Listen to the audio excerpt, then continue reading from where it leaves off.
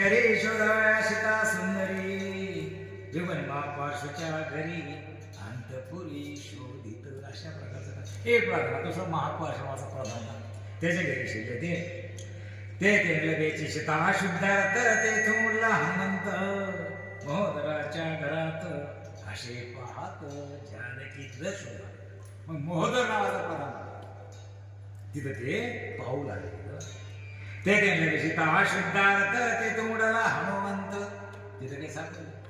पुन्हा तिनं उड्डाण घेतलं.